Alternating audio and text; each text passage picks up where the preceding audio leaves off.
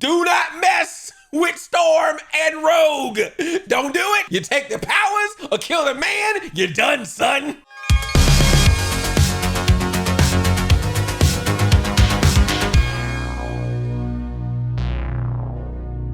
Spoiler alert, this will have spoilers for X-Men 97. X-Men 97, I'm talking about episode 7, episode 6, and the second half of episode 4. Basically the life-death storyline, which is about Storm trying to get her powers back with the help of Forge, who's also trying to get some help himself, you know what I'm saying? There's a storm of brewing in his pants. And of course, the aftermath of episode 5, the Genosha episode where they got attacked and we lost Magneto and we lost Gambit. They were so wrong with the intro of episode 6, where they removed Gambit and Magneto from the intro. That was so messed up. I mean, I appreciate you added Nightcrawler to the intro. That was really cool. But don't think we didn't notice that you took out Gambit and Magneto. That hurt. So Life Death Part 1 was the second half of episode 4, which was kind of basically a prologue of what the full episode of episode 6 was about, which is about Storm. If you remember back in episode 2, she got her powers taken away by what do they call the Brotherhood of the Friends of Humanity? That's what it is. They like stormed Magneto's trial and they were able to shoot a thing at Storm that took her powers away. And after Beast did an analysis on her, was like, I don't know if those powers are coming back. This might be a permanent thing. So she, of course, was like, I'm out of here. I gotta leave. I can't deal with this. And she runs into Forge at the end of episode 3, and he's all like, I can help you out. I know what to do. Because Forge has the power to basically know how to build things once he sees the schematics of it. Like once he realizes how a thing should be built, he can make it. So he feels like that he's seen enough to know how to create a device to basically bring Storm's powers back. So he tries to help her out. And at the same time was like, come stay at my ranch. Let's ride horses together. Let me cook dinner for you. Forge, see what you're doing now. I mean, I don't blame you, brother. I'd be the same way. Even if I couldn't make a device, I'd be like, oh yeah, Storm, I can totally make a device to bring your powers back. Just come over to my house. We'll figure it out. But then Forge has bad timing because he finally decided to tell Storm how he felt about her. But he did so after letting her know that, you know those choker devices that you put on and you lose your mutant powers when you have those on? Well, Forge was on some hard times and apparently he must have worked with the US government and helped him out. And Storm was like, really, Forge? You of all people thought you could trust the US government to work with them to create basically the thing that nerfs us? And he's like, I'm sorry, you know, it was hard times. By the way, I love you. I'm like, dude, come on, right now. I love you. You meant to make me a goddess. Instead, you have fashioned a fool. And then a giant owl creature shows up.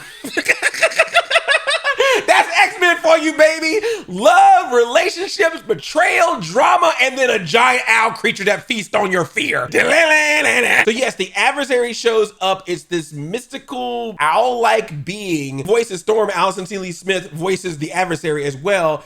And the adversary apparently feasts on those who are filled with fear and like really into it. Like every time Storm gets scared, the adversary's like, oh yeah, I can taste it. I'm like, whoa, all right, calm down, adversary. Is there a website called Fear Hub? And Storm apparently has a lot of fear to feast on because she's lost her power. She's feeling fearful of that. Of course, Storm has a whole backstory of being scared of claustrophobic places, being in tight spaces, which is tough because the adversary, while fighting with Forge, takes a nice bite of that shoulder, like, Forge ends up getting a disease from that, a bird flu, if you will. So they have to go into this secret cave to find a flower or something to fix it. I'm sorry, this made me laugh, this whole plot of like, we gotta go find this flower to fix your disease, Forge, because I believe this was an episode of Ninja Turtles. Wasn't there an episode where April got sick and Splitter was like, oh, we gotta go find this rare flower, this rare plant to make her feel better? Also, I feel like this was also a plot in the Smurfs, where Papa Smurf is like, you gotta go find this flower.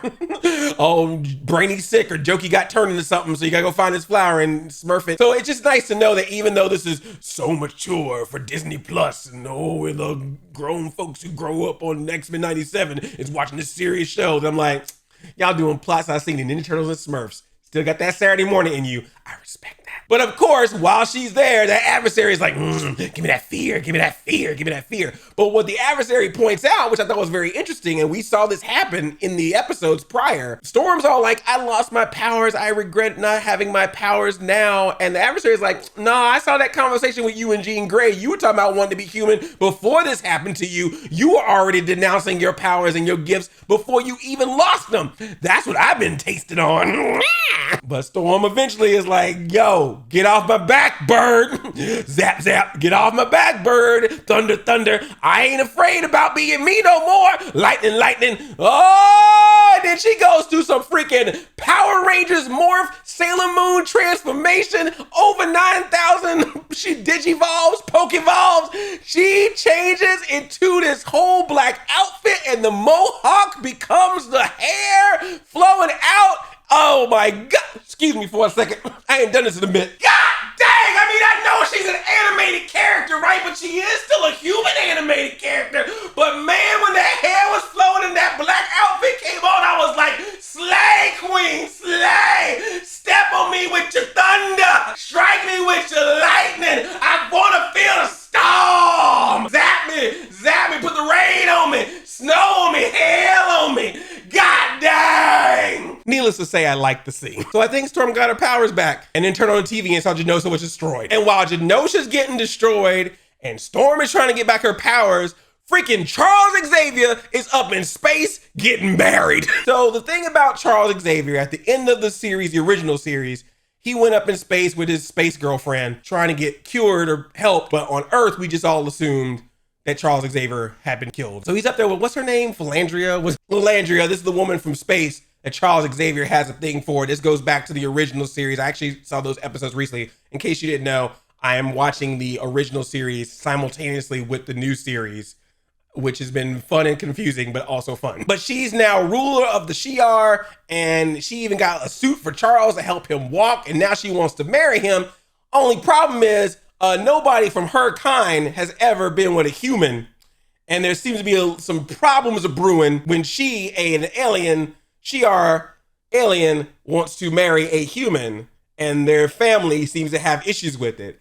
I do not know how us humans could relate to this storyline in any kind of way possible. I believe I saw an episode of Fresh Prince like this. This is especially upsetting for her sister Deathbird, I believe, who's like on a fight with the Kree.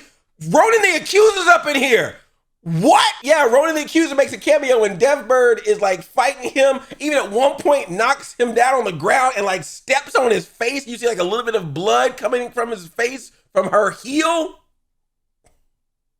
God dang. But she stops fighting to go back home to be like, I do not approve of this. They have a whole council basically like, I don't approve of this. Leads to one of the best lines I think I have heard in a Marvel thing in quite some time.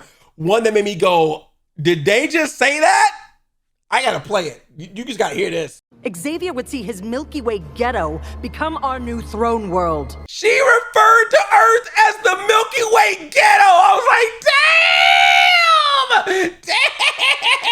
damn! Shots fired. I was crying. I was like, damn. Ever since Disney Plus got that Hulu now, it's all like, let's play around. But god dang, I would never expected Disney Plus to have an X-Men animated series refer to Earth as the Milky Way ghetto. You know black people worked on this show. Could you imagine the meeting? Like, it says here in the script that it's a Milky Way ghetto. Is that okay? And all the black people in the room was like, we approve, And then just gave each other dabs like, oh, that's going in. That's going in. Disneyland, Disney shop. If I go in a Disney store, I better see a shirt from Disney that has right across the chest in X-Men letters, Milky Way ghetto. And if you don't make it, somebody's going to. So Disney, get the upper hand. Get the money yourself. I need you to make a Disney official approved Milky Way ghetto t-shirt. I will wear that shirt with pride. With kitty pride. In the Milky Way ghetto. In the Milky Way ghetto. And his mother cried. And Deathbird got a little trick in her back pocket. She's like, all right, you know what? I'm gonna let y'all get married.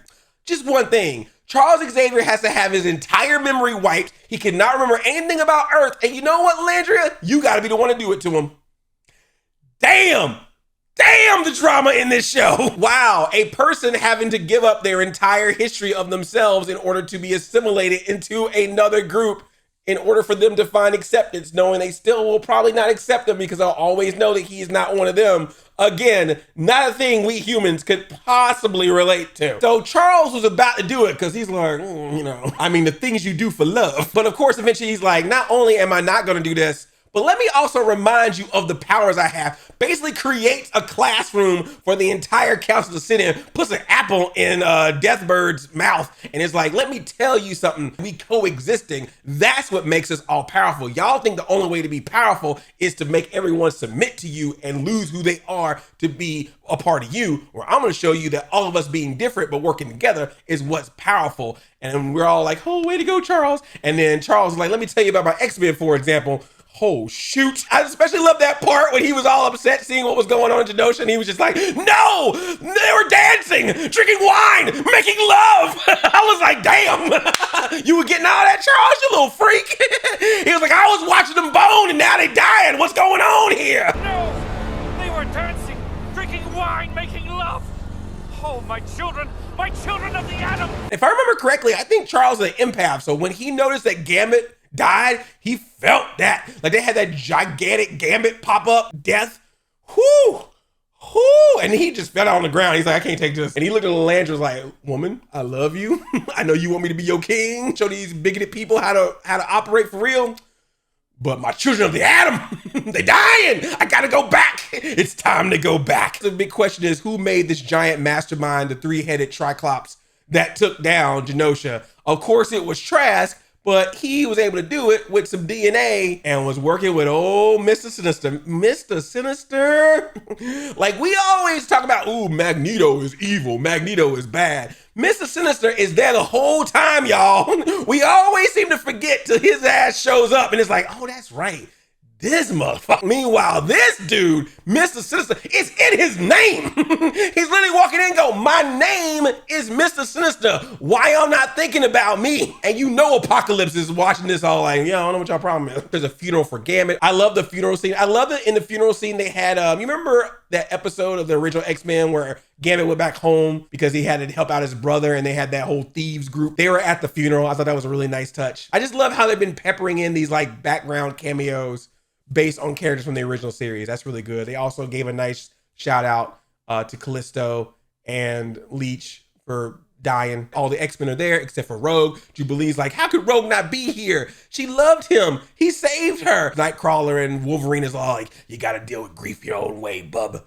And we know how Rogue's gonna deal with that grief because when we saw her flying through the desert, I was like, oh shit. If you work near anybody that had anything to do with a Sentinel, quit today because rogues are coming and Rogue is going rogue. She rolls up in that military base and they're just like, fire the mutant. I'm like, why? Is your healthcare benefits that good that you're gonna go up against that right now? You don't wanna do that. She rolled up in there with some Marvel versus Capcom attack moves and just took out everybody in her path, being like, where's Trask? Where's Trask, sugar? She looking for Gyrick. She looking for everyone. It's like, I'm gonna find this man. They killed my man or my men actually. I got problems with all y'all and I ain't playing nice no more. I love when one of them was like, I thought you were one of the good guys. She's like, oh, you killed that.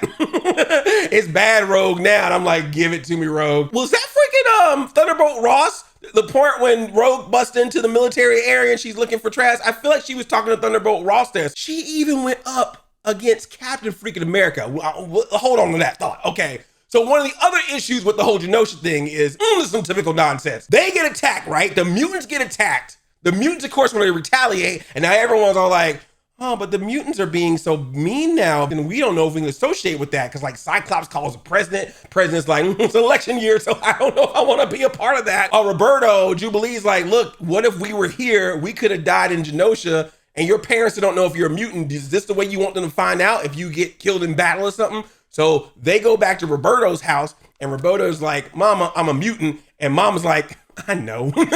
I'm your mama, I know. And it's wild because as a mother, she's all like, son, I'm so glad you're out as a mutant. And I'm so glad that you had Jubilee help you. And as your mother, I'm so proud of you.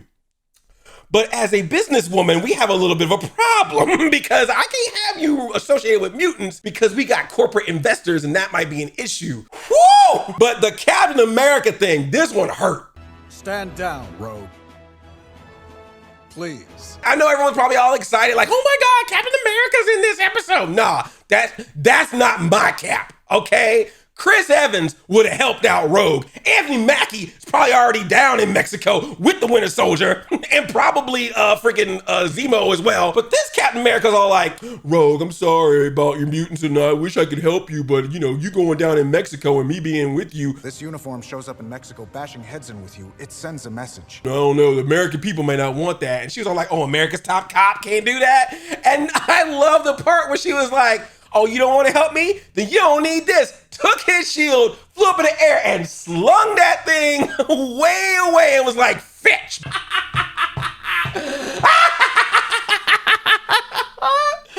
freaking love that. We got Thunderbolt Ross. We got Captain America. We got Ronan the Accuser. We had the Watcher show up. X-Men 97 just became a big, long episode of What If. You know, like this is legit. This is the multiverse, baby. Now I just need Deadpool to show up and be like, can I borrow this Wolverine? Oh, no, that's okay. We got Hugh Jackman. Have fun. I also love the jail that Gyrick was in when Rogue found him. Man, that place was swanky. Let me build some Sentinels. That freaking Gyrick, he always so smug, man. He was trying to talk that smack to Rogue, but he forgot because when Rogue took that glove off, I was like, oh. And I oop. And I whoop. But of course, all these antics with Rogue was to get over her grief. And eventually the X-Men are like there for her. She cries it out. Nightcrawler is all like, it's not your fault. All that good stuff. Oh, freaking Beast also though. Beast was about to get himself some human reporter love. But then he looked at all this carnage and looked back at his human reporter friend and was like, oh, see, did you have fun talking to us, trying to prove that we should be submitting to you guys and take your tolerance while this happens? Get out my face, woman. I don't need your loving no more. She's like, Beast, no. Beast was like, gone, get out of my face. Take this mirror with you. Trask calls the X-Men and is like, seriously, y'all, this was not what I was expecting. Whatever. So the X-Men finally figure out where Trask is. They go see him in Madripoor. Man, Madripoor is just where all the mess happens. Was Zemo there dancing? They even joke about him, call him Oppenheimer, and at one point he even says, I'm destroyer of worlds. But he's about to jump off a building because he's like, this is not what I wanted. This is not what I was expecting. And they're like, what were you doing? He was like, well, I was giving some DNA to Mr. Sinister. Mr. Sinister is working for somebody else. So there's even someone above him. And they see all these glass cases of like bodies with all these tubes connected to them. And it seems like they're mixing some kind of DNA with Sentinel technology. Trask decides he wants to jump off a building. Rogue is like, nope, you get back here and I need you to give us some more information. And he's all like, I got nothing. And she's like, same, sugar. Drop. I was like, damn! Rogue ain't playing. She freaking killed a man. And even the X-Men were like, is this what we are now? And she's like, he took my man. And I'm like, which man? But that's the thing. She thought she killed Trask. Then that mofo was all like, exterminate the mutants, and then flies back up in the air and like does a freaking exorcist, turns around. Turns out that this is the technology that they are trying to create. A human Sentinel. Remember earlier in the series when Trask talking about you don't know how it feels to watch yourself being put aside or put back by the future? He's like, well, I'm gonna become the future. I'm gonna become a human Sentinel. So he's human, but he has like Sentinel powers. He can fly, he can shoot laser beams. He can shoot his hands out from his body, but it's still human body. Morph even tried to morph into Quicksilver at one point to try to stop him, but he almost got Age of Ultron. He can walk through Cyclops' eye beam. He was even able to knock out Jean Grey, just knocking out mutant after mutant. Cable had to show up from the future, be like, I got this. And I feel like Cable's gonna tell us some more information that's gonna be like, oh man, now what? And then at the very end of all this insanity, if you think it couldn't get any crazier, Magneto's still alive, and we find out who Trask, who's working for Mr. Sinister, who he's working for. Oh, what's that dude's name? Bastion? Bastion! Say my name! Bastion, please! So yeah, this Bastion who keeps playing this one-eyed, one-horn, purple people eater song. At first I thought I was like, is this the Purple Man? But no, it's Bastion, who I'm sure the comic people are gonna just tell you a whole synopsis about in their videos. Go watch him. I just know him as a dude who has Magneto captured. By the way, Magneto's still alive and got a freaking mutant choker under his neck Thanks, Forge. While Bastion's giving him a little shade, freaking color purple. A little, purple. And it's all like, yeah, you about to be part of my master plan, baby. Oh, he killed Gyrick, by the way. I forgot about that. Yeah, before this whole Magneto thing, he goes up to Gyrick and is like, you almost spoiled my whole master plan, so I'm just gonna kill you right now. One eye, one horn, flying purple people eater. Gyrick's now dead, flying purple people eater. And now he's got Magneto all taped up and his mutant powers off while he's got the blade right next to his neck. Just like, I could cut you anytime now, Whoopi Goldberg. I gotta get you ready for my next part of the plan. And then the episode just fades out with that one-eyed, one-horn, flying purple people eater. God dang. I know this was all over the place. I know I was talking about so many different things, but what I'm basically trying to say is, I freaking love the show! God dang, man! Yeah, man, this show was just rocking every step of the way. I am just having such a blast with this show, but I'm scared because we're about to get in the final stretch here. We got about 3 episodes left, and I'm just saying, when you introduce a new character this late in the game, you know that dude's a problem. This can't be good. This can't be good. I still feel like with as many surprises and WTF moments that this show has given us, I feel like there's more. I feel like there's gonna be something else, at least one more thing that we're gonna be like, this show did not. And X-Men 97 be like, yes, we did. I'm kind of fearful for the future, but I won't be too scared because I want the adversary to come feast on me. As a matter of fact, you should not be afraid to subscribe to my channel or like this video or watch my other videos, because if you're too scared to do that, the adversary might come and see you. So subscribe and like and watch my other videos so that doesn't happen. I love you like to play guys. I'm 95,000.